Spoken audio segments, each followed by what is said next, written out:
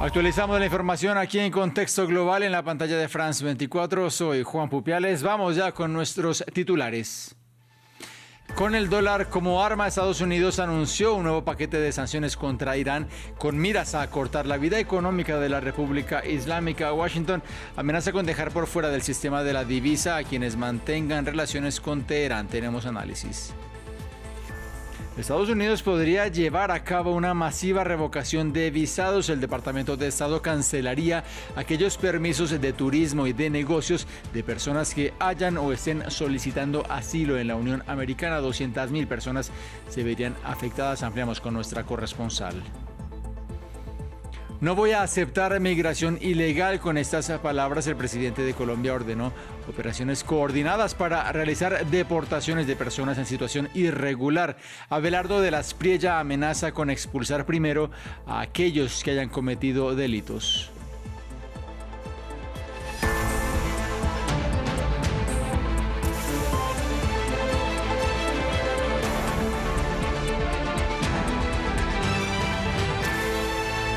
Estados Unidos parece dar un giro en su manera de presionar a Irán en medio de su guerra y de su intento por conseguir una reapertura total del estrecho de Hormuz. El Departamento del Tesoro anunció un paquete de sanciones contra Teherán en la que golpea activos digitales y también minerales como el oro, además de buques y también a personas en concreto. Washington amenaza además con sacar del sistema del dólar a aquellas naciones que mantengan relaciones diplomáticas con Teherán.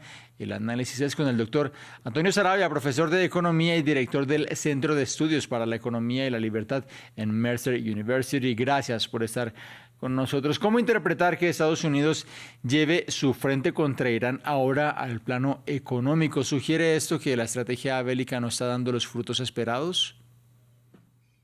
Pues no, no creo que esa sea la interpretación correcta. Lo que quiere hacer Estados Unidos es abrir un segundo frente. Ya las operaciones militares han debilitado mucho al régimen iraní. Acuérdate que el Fondo Monetario Internacional ha dicho que la economía de Irán se va a contraer entre un 5 y un 6% del PIB este año y la inflación va a llegar a casi 70%. Es decir, Irán está sufriendo mucho y ahora Estados Unidos abre un segundo frente con sanciones secundarias a empresas o países que hagan negocios con Irán. La economía iraní ya venía siendo efectivamente sancionada antes de que comenzara incluso la guerra. ¿Cómo estaba en ese momento y cómo más se le puede hacer daño a este país ahora por parte de Estados Unidos con estas nuevas medidas? Pues mira, si estas medidas funcionan, va a ser un severo daño a la economía iraní y la va a dejar realmente en el suelo.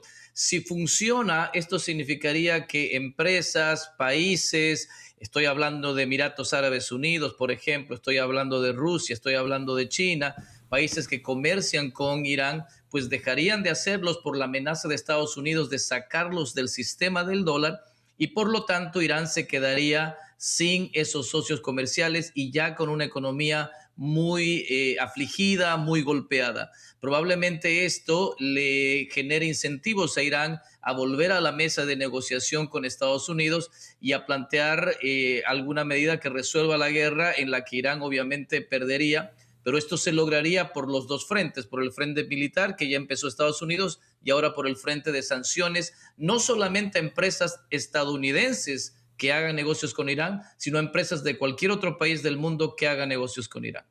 La respuesta de Irán, sin embargo, fue bastante, digamos, a la ofensiva. Dicen que van a contrarrestar estas sanciones. ¿Realmente cómo podrían hacerlo? Pues no creo que tengan muchas herramientas. Probablemente, acordémonos que Irán ha sido un país que ha vivido por mucho tiempo con sanciones, ¿no es cierto?, con embargos, con bloqueos comerciales, y han aprendido a sobrevivir con eso. Tienen petróleo fantasma, empresas pantalla, se han dedicado a hacer negocios con criptomonedas, etcétera, para evitar las sanciones.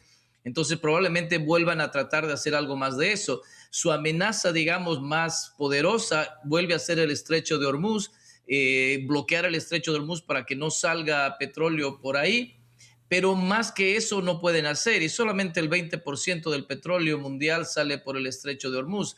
Ya con estas sanciones veo muy difícil que Irán tenga herramientas o armas, digamos, en un sentido amplio para hacer frente a este nuevo, digamos, esta nueva ola de sanciones. Para redondear ese análisis, previamente usted nos hablaba de esos países que podrían podrían mostrarse preocupados por esa amenaza de salir del sistema del dólar. Concretamente, ¿qué supone estar fuera del sistema de la principal divisa a nivel internacional? Pues imagínate, si a ti te dicen, bueno, no vas a poder usar el dólar, es decir, tus depósitos en dólares en los mercados internacionales o en la banca internacional, pues van a ser congelados porque tienes esta sanción. Imagínate un banco de los Emiratos Árabes Unidos que tenga depósitos en dólares en Suiza, que tenga depósitos en dólares en las Islas Caimán o lo que fuera, pues podrían ser sancionados esos depósitos congelados y entonces un banco de los Emiratos Árabes va a pensar 3 veces antes de hacer negocios con Irán. Entonces la amenaza es muy fuerte y podría cambiar los incentivos de muchas empresas. Ahora, ojo, el gran reto de esta nueva política va a ser China. China le compra entre el 80 y el 90% del petróleo a Irán. Entonces, si China desoye, si China no le hace caso a Estados Unidos, pues Irán puede seguir sobreviviendo un tiempo más. Doctor Antonio Saravia, profesor de Economía y director del Centro de Estudios para la Economía y la Libertad en Mercer University. Muchas gracias. A ti.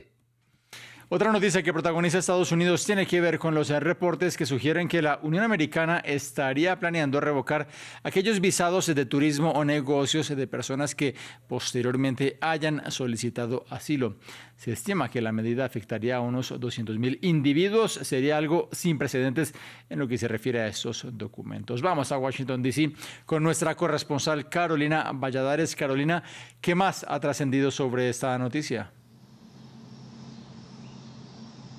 Lo que sabemos es que afectaría principalmente a los visados emitidos entre los años 2016 a 2026, puesto que son visados tanto el B1 como el B2 que duran 10 años. Además, las personas que aplican estos visados tienen que decir, visados de no migrante, que no van a quedarse en el país y que luego tienen intención de regresar a su país de origen.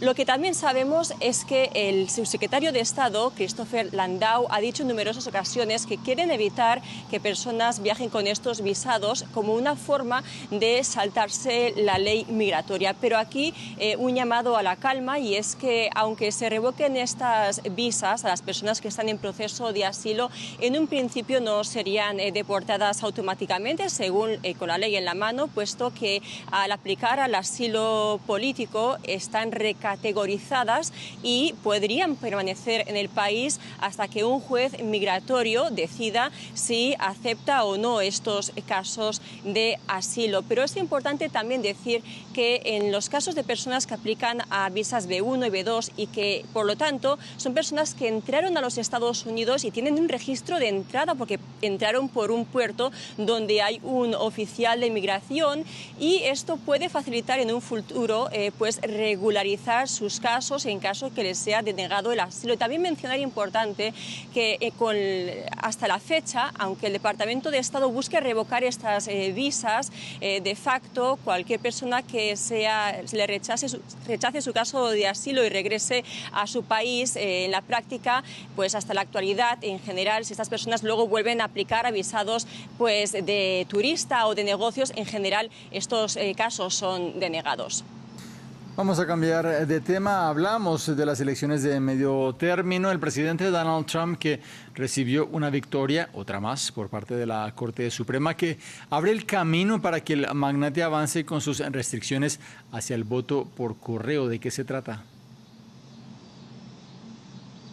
Sí, aquí los jueces del Tribunal Supremo han votado, como se preveía, los 6 jueces conservadores a favor de Trump y los 3 más liberales en contra de la impugnación de Trump. No obstante, esta sentencia del Supremo es una sentencia no de mérito, sino de forma. Lo que dice es que los estados que la habían impugnado, la orden ejecutiva del presidente Trump, no tienen potestad para hacerlo. ¿Eso qué significa en la práctica? Pues que Donald Trump tendrá que demostrar cómo quiere implementar estas limitaciones, que para resumirlo de alguna forma, lo que quieren es crear un nuevo registro de votantes votantes se cualifican para el voto por correo, pues tendremos que ver cómo lo lleva a cabo y lo ejecuta el presidente Trump y si eso o no es impugnable más adelante. Aquí la cuestión de fondo, ¿cuál es? Que las elecciones legislativas son en muy poco más de 2 meses y tendremos que ver qué pasa. Si hay impugnaciones, cuándo se resuelven esas impugnaciones y con qué celeridad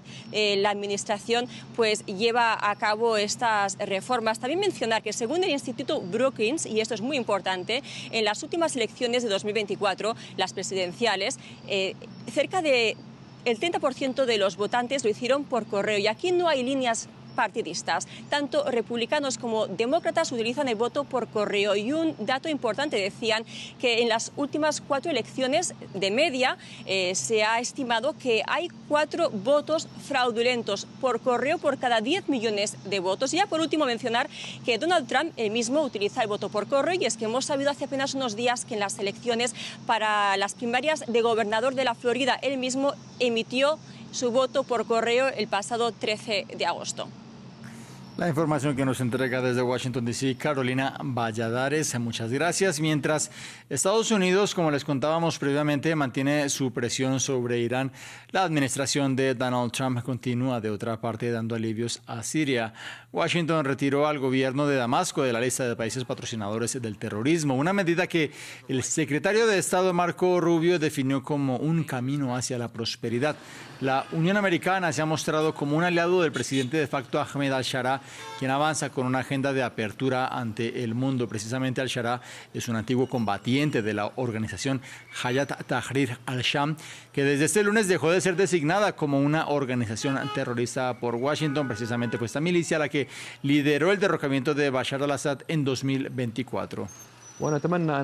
Esperamos que la eliminación de este último obstáculo abra el camino, mejore la situación económica y reincorpore a Siria al sistema financiero y económico mundial. Esto también contribuiría a incrementar las inversiones en Siria y el flujo de capitales hacia el país, especialmente ahora que no existen obstáculos para invertir, hacer negocios y reconstruir la economía siria. Noticias de América Latina. El presidente de Colombia, Abelardo de la Espriella, ordenó una ofensiva contra la migración irregular. El mandatario anunció que los operativos van a comenzar en Barranquilla, la 4ª mayor ciudad del país y en la que construye su sede de gobierno alterna. Comparte así una visión similar sobre esta población a la de su homólogo estadounidense Donald Trump. Daniela Blandón nos amplía. Un ferviente admirador opera al mejor estilo de un Donald Trump que le dio su apoyo en campaña. El presidente colombiano anunció una cruzada contra los migrantes en situación irregular. Que empiecen los operativos coordinados con la policía de Barranquilla para dar con los inmigrantes ilegales, primero, los que están cometiendo delitos. Segundo, los que no tienen regularizada su situación y en el término de la distancia tendrán que ser deportados. El grueso de la población migrante en el país proviene de Venezuela. Según Migración Colombia, a junio de este año eran poco más de 2,8 millones, de los cuales alrededor de 800.000 están en irregularidad o en proceso de formalizar su situación. Para analistas, las deportaciones masivas llevan a la estigmatización y falta de oportunidad en asistencia legal. La irregularidad migratoria no es una culpa de la persona, es el Estado que tiene que poner a disposición de la persona migrante caminos para poderse regularizar. Claramente Colombia, cuando estableció el estatuto temporal para migrantes venezolanos en el 2021, pues fijó una política migratoria a 10 años para esta población en particular, pero hace años ya que la población adulta particularmente ya no puede acceder a este mecanismo de regularización. Y los otros mecanismos que tiene son extremadamente complicados, como son las visas, cuyo costo es muy alto para muchos de ellos. La agenda de línea dura de seguridad de Abelardo de la Espriella, que incluye además asignar el estatus de terroristas a todos los grupos armados ilegales, se vio suspendida en los primeros días de su mandato por un devastador terremoto que se cobró más de 300 vidas. De Colombia vamos a Venezuela porque a 2 meses del doblete sísmico que sacudió a este país, ese 24 de junio cobró la vida de casi 6.500 personas. Hay más de 12.500 venezolanos que permanecen en 28 campamentos temporales en el estado de La Guaira. Muchos de los damnificados aún no superan la pérdida de familiares y de sus viviendas. France 24 recorrió 13 refugios para conocer de primera mano la situación. Francisco Guerra vuelve a ser damnificado de La Guaira por tercera vez. Bastaron 39 segundos del doblete sísmico para arrebatarle su último hogar y a 6 miembros de su familia, entre ellos su esposa, una de sus hijas y 3 de sus nietas. Una lesión en una de sus piernas se empeoró tras pasar 3 días cavando 14 túneles para rescatar sus cuerpos y darles sepultura. Hoy vive en un albergue creado por él. Cuando llueve, nos inundamos. Cuando pega mucho sol, nos quemamos, nos sofocamos aquí. Hay que buscar el acomodo, pues. Pero a pesar de todo, con la ayuda de los amigos y vecinos, hemos tratado de sobrevivir. A 2 cuadras de Francisco, Yelitza Peña fue censada en otro campamento. Ella también perdió a su esposo y a un hijo. Solo sobrevivió su hija. Aún no supera la tragedia, aunque dice que en el refugio está bien, anhela una casa digna como la que tenía. No es lo mismo que estar en tu casa. Tú en tu casa tienes tu baño privado, tienes todas tus cosas. Aquí no. Aunque la comida te la dan, pero no es como uno cocinar su misma comida. No es como uno pararse y hacer, si quieres comer pan, va y comes pan. Si quieres comer otra cosa, va y lo hace. Aquí no, uno tiene que lo que dan. La pérdida de Leomaris Reynoso fue material. Su casa quedó totalmente destruida. Aún llora por lo sucedido y asegura que lo más difícil es estar literalmente en la calle, sumado al temor de que se acaben las ayudas. En los primeros días tuvimos suficiente ayuda, gracias a Dios nos han estado apoyando. Como también ha bajado, ha disminuido bastante la cantidad de ayudas que ha llegado. Y de verdad, bueno, lo que le pedimos es que, bueno, no se olviden de Venezuela ni de La Guaira. Aquí estamos todavía. La incertidumbre es la única certeza para más de 12.000 damnificados de La Guaira. Para la mayoría, la posibilidad de volver a tener un hogar depende por completo de las promesas de reconstrucción del gobierno. En México, la presidenta Claudia Sheinbaum calificó como inapropiado el fugaz regreso de Rubén Rocha Moya como gobernador de Sinaloa la semana pasada. El político del partido oficialista Morena es investigado por narcotráfico en Estados Unidos en una acusación inédita en el país latinoamericano. La mandataria afirma que Moya se tomó una licencia definitiva. Desde Ciudad de México, previamente nos amplió nuestro corresponsal Jorge Hurtado. No me parecía pertinente, eso dijo hoy la presidenta Claudia Sheinbaum al marcar distancia con Rubén Rocha Moya después del polémico intento del gobernador de Sinaloa de regresar al cargo. Sheinbaum aseguró que se enteró del regreso por las redes sociales del propio gobernador y que no hubo una comunicación previa con el gobierno federal. Además, confirmó que la Fiscalía General de México mantiene abiertas investigaciones contra Rocha Moya y también contra otras 9 personas señaladas por Estados Unidos por presuntos vínculos con el crimen organizado. La presidenta también aclaró que esto no significa que Rocha esté judicialmente acusado en México. Todo ocurre después de este fin de semana convulso. Rocha regresó sorpresivamente a la gobernatura el viernes tras 3 meses separado del cargo justamente por estas investigaciones. La reacción de Morena, el partido de gobierno, fue inmediata. Gobernadores y dirigentes cerraron filas con Sheinbaum y cuestionaron su decisión. El día sábado Rocha volvió a solicitar licencia indefinida y el trasfondo es especialmente delicado porque Estados Unidos lo acusó junto a otros 9 funcionarios y exfuncionarios de colaborar presuntamente con los Chapizos, una facción del cartel de Sinaloa. Rocha en todo momento ha negado esas acusaciones y detrás de la crisis, hay que recordar, también está su larga cercanía con Andrés Manuel López Obrador, el expresidente de México, que mantiene una relación política desde 1998 y fue López Obrador quien impulsó su candidatura en 2021. Una cercanía que volvió al centro de la discusión en julio de 2024, cuando el Mayo Zambada fue detenido en Estados Unidos y posteriormente aseguró que le habían tendido una trampa, que le habían prometido una supuesta reunión con Rocha. Pese a los señalamientos, López Obrador salió entonces en su defensa y expresó: tenemos toda la confianza al maestro Rocha. Masacre en Haití. El alcalde de la ciudad de Kenskov, a unos 20 kilómetros de Puerto Príncipe, la capital, denuncia la muerte de unas 40 personas a manos de grupos armados. Los hechos tuvieron lugar en la noche del domingo, de acuerdo con Masilon Jean, quien también asegura que hay personas desaparecidas. El alto dirigente califica el episodio como una noche de terror.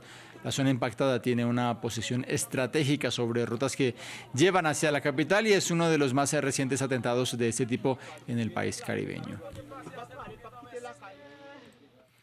Y así llegamos al final de este bloque informativo. Como siempre, la invitación a ustedes para que se queden conectados aquí en la pantalla de France 24.